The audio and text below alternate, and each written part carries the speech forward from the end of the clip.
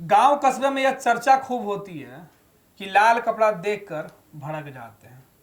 सुना आपने भी होगा। लेकिन सोचिए कि अगर सदन में हरा रंग देखकर अगर मुख्यमंत्री जी को गुस्सा आ जाए तो फिर क्या होगा। आज बिहार विधान परिषद में वही तस्वीर देखी। विपक्ष नीतीश कुमार के खिलाफ नारेबाजी कर रहा था, होर्डिंग कर रहा था। सीएम नीतीश को फिर गुस्सा आ गया और आज उन्होंने जो बातें बोली उसे सुनकर विपक्ष के तमाम सदस्य सदन से वॉकआउट कर गया। राबड़ी देवी निशाने पर थी। आखिर नीतीश को इतना गुस्सा और राबड़ी निशाने पर क्यों होती है, यही समझेंगे। हमारे साथ हमारे सहयोगी विवेकानंद जी। देखा जी, हालात इस कदर हो गए कि सभापति को कुर्सी छोड़नी पड़ी, खड़ा होकर आसन ने निर्देश पारित किया। तस्वीरें देखिए किस तरीके से हो गई थी। आखिर माजरा क्या, नीतीश जी को इतना गुस्सा क्यों आता है। देखिए, नीतीश कुमार आज फिर से आउट ऑफ कंट्रोल हो गए। सदन के अंदर जब विपक्ष शोरगुल हंगामा कर रहा था, इसी दौरान उन्होंने आपा खो दिया। और सही कहा आपने कि लाल कपड़ा देखकर, जैसे मतलब वो शब्द प्रयोग नहीं करेंगे, उसी तरह से उसी तर्ज पर आज हरा कपड़ा देख करके नीतीश कुमार भड़क गए। Nitish Kumar out of control हो गए। सदन में खड़ा होकर के, बिहार विधान परिषद में खड़े होकर के कहा कि ऐसा कपड़ा पहन कर कोई आता था क्या, ऐसा कपड़ा कोई पहनता था क्या, इसका कोई मतलब है क्या, यह बोगस बात है। तरह तरह की बातें, यह सिर्फ फालतू का पोशाक है, फालतू का ये लोग काम कर रहे हैं, इस तरह की बातें करी गई। दरअसल पूरा मामला यूं हुआ कि जब बिहार विधान परिषद के अंदर, वैसे बिहार विधानसभा में भी जो विपक्षी सदस्य थे, खास करके आरजेडी के लोग, वे हरे रंग का टी शर्ट पहन करके आए थे। उसमें नारे लिखे गए थे, आरक्षण को लेकर के इन लोगों का आंदोलन था। और उसी कपड़े में, यानी कि हरे रंग के टी शर्ट में ही विधान परिषद के जो सदस्य हैं आरजेडी कोटे से, वे लोग भी आए थे। जैसे ही सुनील सिंह आरक्षण के मुद्दे पर सरकार को घेर रहे थे, विपक्षी सदस्य वेल में पहुंच गए, नीतीश कुमार से जवाब मांगने लगे। यह सुनते ही नीतीश कुमार ने आपा खो दिया, आउट ऑफ कंट्रोल हो गए और सीधे तौर पर न सिर्फ विपक्षी सदस्यों पर बल्कि सीधा अटैक राबड़ी देवी पर किया जाने लगा। राबड़ी देवी पर गंभीर, एक यूं कहें गंभीर आरोप लगाए गए। यहां तक कहा गया कि इसका पति हटा तो इसको बिठा दिया, इसको कोई मतलब नहीं है, इसको राजनीति से कोई मतलब, माने इस तरह की बातें नीतीश कुमार की तरफ से की गई। वैसे भड़कने का यह जो तस्वीर है, यह वीडियो कोई पहली दफे नहीं आया है। इस बजट सत्र में हम लोगों ने कई दफे, चाहे वो विधानसभा के अंदर हो या फिर विधान परिषद के अंदर हो, लेकिन विधान परिषद के अंदर नीतीश कुमार ज़्यादा भड़क रहे हैं। राबड़ी देवी जैसे ही खड़ी होती हैं, सरकार पर निशाना साधती हैं, उनको साथ देने के लिए जो अन्य सदस्य खड़े होते हैं, इस दौरान Nitish Kumar out of control होते हैं। आज फिर से Nitish Kumar out of control हुए और लालू प्रसाद यादव पर, राबड़ी देवी पर और पूरा आरजेडी कुनबा पर जमकर प्रहार किया। और एक एक लाइन को वे पढ़ कर गिना रहे थे कि तुम्हारे टी शर्ट पर यह लिखा हुआ है, तुम्हारे टी शर्ट पर इस तरह की बात लिखी हुई है, इसका कोई मतलब है या बोगस बात है, तुम लोगों को कोई समझ में नहीं आता है, तुम लोगों ने कुछ काम नहीं किया है, पहले कुछ काम हुआ नहीं था। 2005 के बाद जब हम सत्ता में आए हैं तब हमने क्या नहीं किया है, तरह तरह की बातें। आरक्षण की बात हो या फिर महिलाओं के आरक्षण, पिछड़ों, अति पिछड़ों, दलितों के आरक्षण की बात हो, इन तमाम मुद्दों पर नीतीश कुमार ने कहा कि हम जब सरकार में आए, जब बिहार में एनडीए की सरकार बनी, तभी इन लोगों के उत्थान को लेकर के काम किया गया है। जबकि लालू प्रसाद यादव के बारे में कहा, राबड़ी देवी के बारे में कहा कि लालू यादव जब छोड़ रहे थे तो उन्होंने अपनी पत्नी को बिठा दिया और इसका कोई मतलब नहीं, इनको अपने काम से तो ये बनी नहीं है। मैंने इस तरह की बातें नीतीश कुमार की तरफ से कही गई। इसके मतलब यही है कि चूंकि विधानसभा के चुनाव होने हैं, नीतीश कुमार के बारे में तरह तरह के आरोप लगाए जा रहे हैं। आरजेडी बार बार नीतीश कुमार को निशाने पर ले रहा है। नीतीश कुमार की बीमारी को बड़ा मुद्दा बनाने की कोशिश की गई है। राष्ट्रगान के अपमान को लेकर के नीतीश कुमार कटघरे में हैं और नीतीश कुमार के खिलाफ लगातार आरजेडी के जो कार्यकर्ता नेता हैं वो हमलावर हैं। तो नीतीश कुमार भी कोई मौका नहीं चूक रहे हैं। नीतीश कुमार के पास दो बड़ा हथियार है। नीतीश कुमार बार बार उसी हथियार का प्रयोग करते। पहला तो लालू यादव जब जेल जा रहे थे, जब कुर्सी खाली करने का मौका आया, समय आया, तो उन्होंने अपनी पत्नी को बिठा दिया। इस नाते वो परिवारवाद पर प्रहार करते हैं। दूसरा, विकास के मुद्दे पर कि 2005 से पहले बिहार में कुछ नहीं था। शाम के बाद कोई घर से बाहर नहीं निकलता था, आने जाने के लिए कहीं कोई सड़कें नहीं थी, बिजली नहीं था, अस्पताल से लेकर के अन्य जो सुविधाएं हैं, बुनियादी जो बुनियादी जरूरत का काम है वो हमने इन 15-20 सालों में किया है। तो दो मुद्दों, परिवारवाद पर और भ्रष्टाचार पर और विकास संबंधी मुद्दों पर को लेकर के कहीं न कहीं राबड़ी देवी को घेर रहे हैं और राबड़ी देवी को बार बार निशाने पर ले रहे हैं। हम लोगों ने, हमको लगता है कि 3-4 दफे अभी हम लोगों ने देखा ऐसी बात, ऐसा शब्द सुना कि जब राबड़ी देवी को लालू यादव की बात कही जाती है कि लालू यादव को जब जेल जाना था तो पद छोड़ना पड़ा तो राबड़ी देवी तुमको बिठा दिया। मतलब इस तड़ाके की राजनीति बिहार विधानसभा के अंदर, जिसे उच्च सदन कहा जाता है, वहां पर इस तरह की राजनीति, इस तरह की बातें कही जा रही है और यह कोई दूसरा व्यक्ति नहीं, खुद बिहार के मुख्यमंत्री नीतीश कुमार कह रहे हैं। तो सवाल यही है कि आखिर Nitish Kumar out of control क्यों हो जा रहे हैं। जैसे ही विपक्षी सदस्य किसी मुद्दे को उठाते हैं तो सीधे तौर पर नीतीश कुमार आपा खो दे रहे हैं और आज हरा कपड़ा देख करके, हरे रंग का टी शर्ट को देख करके Nitish Kumar out of control हो गए। नीतीश कुमार भड़क गए और पूरे विपक्ष पर, खास करके आरजेडी कोटे के जो एमएलसी हैं उन पर जम करके भड़ास निकाली है। बिल्कुल विवेका जी, मुख्यमंत्री जी कह रहे थे कि तुम्हारे टी शर्ट पे क्या लिखा है। एक तो उस पर सबसे आपत्तिजनक जो मुख्यमंत्री और जेडीयू के नेताओं को लगा या बीजेपी के नेताओं को लगा कि उस पर लिखा था तेजस्वी यादव की सरकार में। सम्राट चौधरी बाहर जब मीडिया से बात कर रहे थे तो यही बात कर रहे थे कि नीतीश कुमार की सरकार थी और तेजस्वी उसमें डिप्टी सीएम थे। तो तेजस्वी की सरकार बोलते जाते हैं कि तेजस्वी की सरकार में आरक्षण की बात हुई। आरक्षण का विरोध किसने किया? तो मुख्यमंत्री आज वही टी शर्ट वाली बात पढ़ा रहे थे कि देखिए क्या पहन के आ गया, जिसने टी शर्ट नहीं पहना उसने पट्टा डाल रखा है। ये कोई तरीका नहीं है।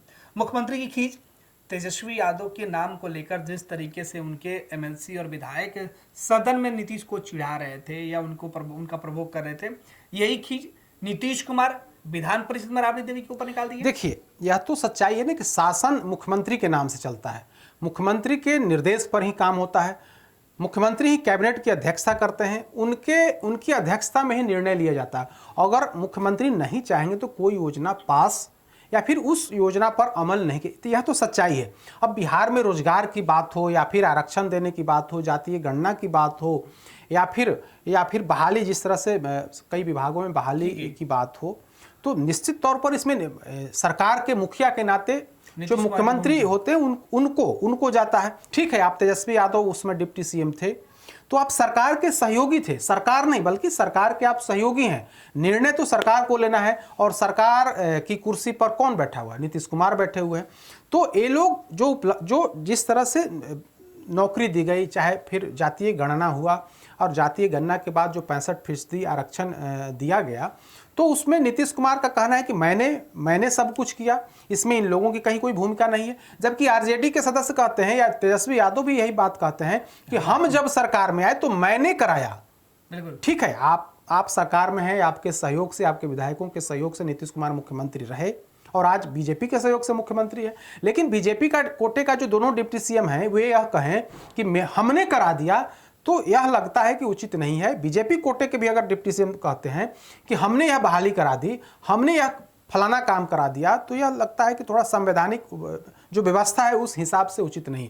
तेजस्वी यादव और पूरा आरजेडी कुनबा यह कहता है कि हमने करा दिया, लेकिन जेडीयू का यही मानना है कि मुख्यमंत्री की कुर्सी पर कौन बैठा हुआ है? मुख्यमंत्री कुर्सी पर तो नीतीश कुमार हैं और नीतीश कुमार नहीं चाहेंगे तो क्या कुछ काम हो सकता है? तो बिना नीतीश कुमार की मौजूदगी के, बिना मुख्यमंत्री की सहमति से तो कोई निर्णय लिए नहीं जा सकते हैं। लिहाजा इसी मुद्दे पर कहीं ना कहीं टकरार है और नीतीश कुमार भी बार बार कहते हैं कि ये लोग कहता है कि हमने नौकरी दे दी। इन लोगों ने क्या किया है? इन लोगों ने मतलब 1990 से लेकर के 2005 की बात को दोहराते हैं कि जब इसके माँ बाप का शासन काल था तो बिहार में क्या हुआ, बिहार में कितने लोगों को रोजगार दिया, बिहार में सड़कों की क्या स्थिति थी, बिहार में स्वास्थ्य से लेकर के अन्य जो व्यवस्था थी उसकी क्या स्थिति थी। तो यह मुद्दा है रोजगार, नौकरी और जो आरक्षण की बात है। तेजस्वी यादव बार बार इस मुद्दे को उठा रहे हैं, जबकि जेडीयू से जवाब दिया जा रहा है कि इसमें आपकी कहीं कोई भूमिका नहीं है। भूमिका हम लोगों की है, नीतीश कुमार की है और नीतीश कुमार ने ही इतनी बड़ी संख्या में 10 लाख या 12 लाख लोगों को सरकारी नौकरी देने की बात है और उससे कहीं ज़्यादा लोगों को रोजगार देने की बात है 5 सालों में, तो यह सब कुछ नीतीश कुमार के एजेंडे के तहत हुआ है। और यह एजेंडा 2020 में जब एनडीए की सरकार नई बनी थी तो पहली कैबिनेट में ही हम लोगों ने यह प्रस्ताव लाया था कि हम लोग इतनी नौकरी और इतना रोजगार देंगे। उसी एजेंडे को हम आगे बढ़ा रहे हैं, चाहे वो मेरे साथ भारतीय जनता पार्टी रहे, चाहे मेरे साथ आरजेडी रहे, कोई भी सहयोगी दल रहे, लेकिन हम लोगों का जो एजेंडा 2020 में हमने तय किया था उसी एजेंडे पर आगे बढ़ रहे हैं। तो कुल मिलाकर के लड़ाई उसी मुद्दे पर है। यह शब्द सुनते ही नीतीश कुमार भड़क जा रहे हैं कि तेजस्वी यादव की सरकार में बिहार में नौकरी और रोजगार दी गई। यह शब्द सुनते ही, और खास करके जातीय गणना और जातीय गणना के बाद आरक्षण देने की जो बात तेजस्वी यादव कर रहे हैं, यह शब्द सुनते ही, यह नारा सुनते ही, यह बात सुनते ही आपा खो दे रहे हैं नीतीश कुमार। और आज एक बार फिर से जब टी शर्ट पर यह शब्द, यह लाइनें लिखी गई थी तो सीधे तौर पर उन्हें पढ़ करके सीधे तौर पर कह रहे थे कि इन लोगों का इसमें कहीं कोई भूमिका नहीं है। बिल्कुल, बहुत बहुत धन्यवाद विवेका जी। तो सबसे पहले वो वीडियो दिखाते हैं जिसकी हम चर्चा कर रहे थे। देखिए नीतीश कुमार किस तरीके से राष्ट्रीय जनता दल के विधायकों के, विधान परिषद के सदस्यों के टी शर्ट को पढ़कर नीतीश कुमार ने किस अंदाज में कहा कि अरे उठो उठो, दिखाओ दिखाओ क्या लिखा है। पूरा वीडियो देखें। पहले हम विधानसभा में देखे, यहां देखे, आज तक कभी नहीं था। वो खड़ा हो रहा, अरे वो खड़ा हो रहा। देखिए तेजस्वी सरकार में बड़ी बिहार की 65% आरक्षण सीमा को 9वीं अनुसूची में शामिल करना। जरा और देखो ना, नीचे लिखा हुआ है आरक्षण चोर बीजेपी एनडीए। और करो, आप सामने जवाब दो। ये इन्हीं लोगों का पार्टी जो है। अरे बैठो ना, तोरा कौन चीज, तोरा कौन चीज, तेरा हस्बैंड का है, तोरा कौन चीज है, बैठा तू, तोरा कौन चीज जो है सो हस्बैंड का है। तो बड़ा देख लीजिए सबको। हम वहां भी देखे, सुनिए हुए मैंने पहले ऐसे में कहा है, जब माननीय मुख्यमंत्री जब बोलने लगे उस समय आप लोग बढ़ जाएंगे। नहीं यही हम कह कि काहे के लिए सब कोई आप जरा सोच लीजिए कि सब लोगों को कहा कि यही पहन के चलो, तो ये लोग पटिया में रहता। ऐसा तो कोई पार्टी में इस तरह का नहीं किया है। अकेला एगो इसी का है, इसके हस्बैंड करता है। अरे ये बेचारी को तो ऐसे ही नहीं, गमछी लेके अरे जब रिजेक्ट हुआ तो बता दिया अपना टाइम का कोई मतलब है, ऐसे ही है। बाकी सबको ऐसे ही क्या क्या करते हैं। दोनों हाउस कोई पार्टी में देखे इस तरह से पार्टी का यही हाल है, होगा। तो यही हम देख रहे हैं। तो जरा जताइए ना, यही सब जो कर रहे हैं क्या मतलब है? कोई मतलब है? अब आप बोल रहे हैं, हम तो आप ही से पूछ रहे हैं, अरे काहे के लिए पहन करके मुख्यमंत्री खड़ा है, सब हम यही पूछ रहे हैं। सब ऊपर वाला भी बैठा हुआ है, हम उसको बैठेंगे। कहीं देखा है, कहीं देश भर में देखा है? आप जरा देखिए, यही सब करवाया है आपने पटिया के लोगों को। सबको कह रहा वही करो। आज जो नहीं पहना है वो बगल में अपना ये पहन लिया, वो ऐसे पहन लिए, और बाकी सबको कराया। ये सब बोगस चीज है, पूरा का दोनों आदमी बोलेगा बोगस है। माननीय मुख्यमंत्री बोल रहे हैं, आगे बोलिएगा, आपके जवाब देना। अपना कोई जवाब देगा, सब पूछेंगे उसका जवाब देगा, कुछ नहीं है। तो आपने देखा ये वीडियो कि नीतीश कुमार किस तरीके से आग बबूला हो गए। नीतीश आखिर क्यों इतने गुस्से में आए, ये चीज़ें हमारे सहयोगी विवेकानंद जी ने आपको समझाया। लेकिन बिहार की सियासत में नीतीश को नज़रअंदाज करके खुद की सरकार का दावा करने वाले राष्ट्रीय जनता दल के नेता सीएम नीतीश के कोपभाजन कब तक बनेंगे वो भी देखना होगा, क्योंकि अभी भी बिहार विधानमंडल के दोनों ही सदनों में 2-3 बैठकें होनी शेष है। पनोरमा ग्रुप, जो सोचता है वो करता है। आपके अपने सपनों का आशियाना।